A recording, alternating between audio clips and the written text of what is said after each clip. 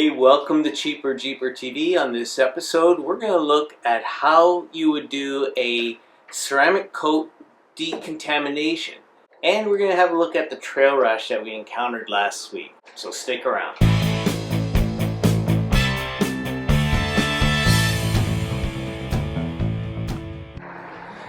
Hey, welcome to Cheaper Jeeper TV. I'm Dino, your host. Glad to see you here. You might remember in this video right here where I showed you why people put on a ceramic coat on their Jeep.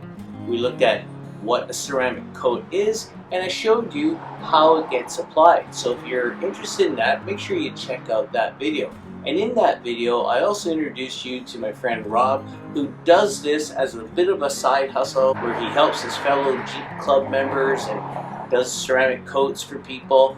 And I'll have his contact information in the description section if you ever wanted to reach out to him yourself. But in this episode, Rob is going to help us treat the ceramic coat that we put on this Jeep with our springtime decontamination. But we're going to have a little extra in this episode as well because, well, as you saw in last week's video, we went on an adventure. We went off-roading, camping, fishing, and along the way we encountered a bit of trail rash. Well, Rob's going to also talk to us about ways that you can mitigate those types of pinstripes, shall we say, on the finish of your Jeep if you wanted to. I mean, I'm happy to take my Jeep off-road, and if that's what happens, that's what happens. You may have seen in the Cape Breton video that we went off-road there, and to me it's part of having a Jeep and the adventure. So if you can do things to mitigate the scratches and you want to, why not? And if you want to learn about that, this is the episode for you. So without further ado, I'd like to introduce you to my friend Rob. Rob, come on into the frame here. How's it going? Good. Thank you so much for helping out today. Not a problem. And I just want to introduce you to my viewers here. Rob, can you explain to us what's involved with applying a ceramic coat? We did that in the last video. But what is it that we're going to do today in terms of a decontamination process? Well, from the wintertime driving, your vehicle gets hit with all the contaminants on the road, salt, brine, all that stuff from traffic film, fuel oils, all that stuff, and it bonds to the paint because it dries up and all that stuff. So we want to take that off and bring it back to the natural with a clear coat and everything else, and that's why I do a decon in the spring, just to unclog everything, because still the coating and the clear coat is still porous and it gets clogged up inside like that. Okay, just to add to that, if you've ever seen anybody with a white vehicle, the kind of contamination that occurs on the surface, a really good example of that is where there's, I guess it's called rail dust? Rail dust from the brakes, even on the new ones because the vehicles come in through the train cars and stuff like that. And what happens is that dust sticks to the surface and it starts to rust, but you can't wash it off because it's just stuck on. And so there's a process where you can get rid of that so you don't have all those orange spots, but that's not the only source of contamination. And being that this is what you're into, you're more aware of it than the rest of us. So what does the decontamination process involve? Well, what we'll do is higher pH level on a wash, just to try to get all that stuff off. I have water spot remover, trying to get the hard water off. Then I also have clay bar and the iron remover, which I'll spray on, and maybe we'll be able to see some of that purple that affects it dissolving the iron. Right, I guess on a white car it'd be more evident. Yeah. And then, like I said, we'll do a clay and all that, and then then we'll bring it back to being really nice and clean and smooth. Okay, and I guess we'll just get started. Sounds good. Rob started the decontamination process by first washing the tires because there's going to be a lot of overspray and he'd rather get that taken care of now so that when he washes the body of the Jeep, it won't get sprayed later by doing the tires afterwards. This stuff here is called Clean Spray. He uses a special cleaner to wash the tires, one that addresses the browning that occurs on tires from the UV inhibitors designed to keep the rubber from cracking too soon.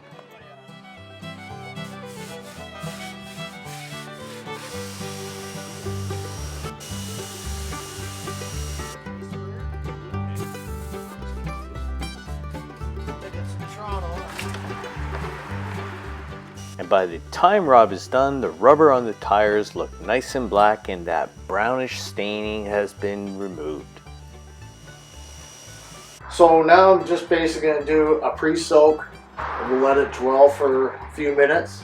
What this is going to do is encapsulate all the dirt and drags it all down, and then we'll rinse it off. And then that basically helps when I do a contact wash, gets all the dirt off first. Rob explained that with experience you can find the perfect water pressure, orifice size, gallons per minute, and pH level of soap to just spray onto the Jeep, have it foam up and lift the dirt off the paint, and then just slowly drip off the paint so that you can remove a lot of the dirt before the contact wash, thereby eliminating the possibility of imparting more scratches.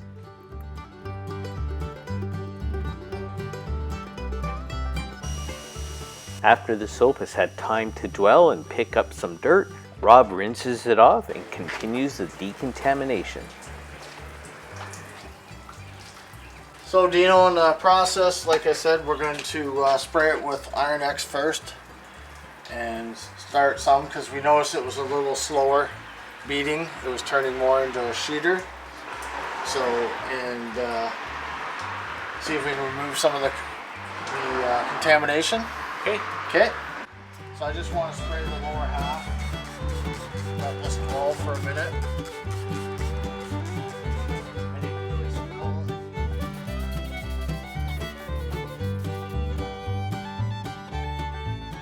The purple streaks in the ceramic coat show the rust flakes that have been dissolved by the product.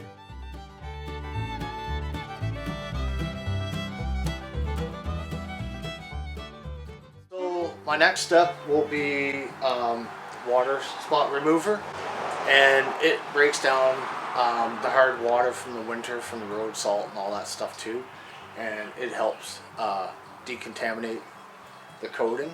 Okay. And that, because like I said, it embeds itself right into the coating. So this is the next procedure I do. Okay. The lower parts. We'll let it dwell for a few minutes again. Okay, let's go. And that product just helps dissolve the water spots? Yeah, all from the salt and all that breaks it down. This is part of the decontamination wash. Just want to bring that coating back to us. After Rob removes the water spot removal product, it's time for a special decontamination soap wash. Decon soap, and basically what it does is similar. It breaks down any hard water spots or salt that's left from the winter, and it basically breaks it down and makes the vehicle clean. Okay.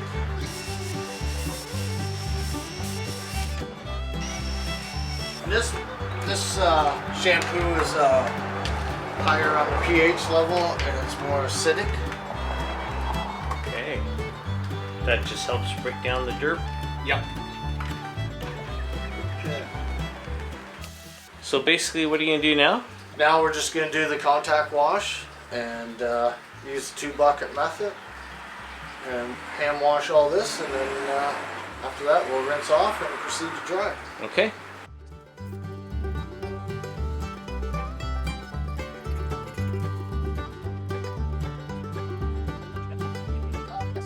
These are really soft. Okay. Okay, yeah. Yeah. Because you don't want to scratch your Because you're paint. using it on the paint, right? This is more gentle, and it's not hurting. And it gets into all those little nooks and crannies. Yeah.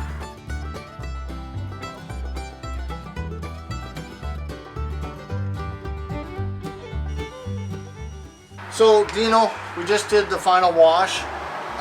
Your next step can be also clay bar, but like I said, with a clay bar, we'll basically mar the paint and tear down a bit of the coating.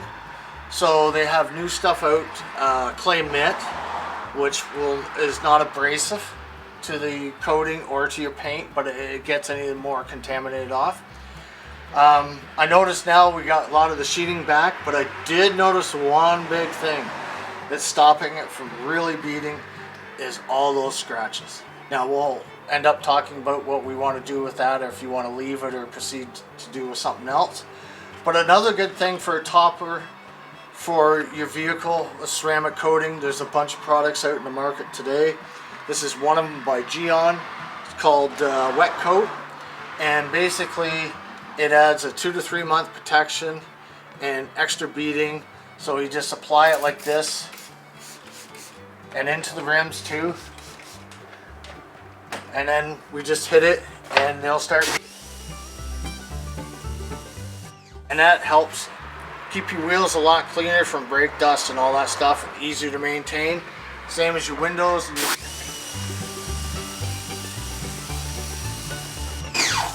Look at all that runoff.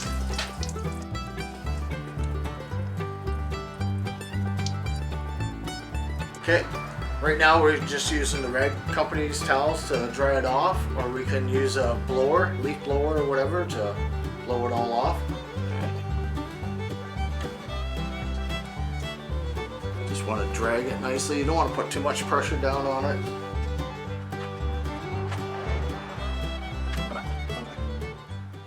We've all seen at the end of a winter season that dirt film and the contaminants that are just stuck onto the surface of the Jeep.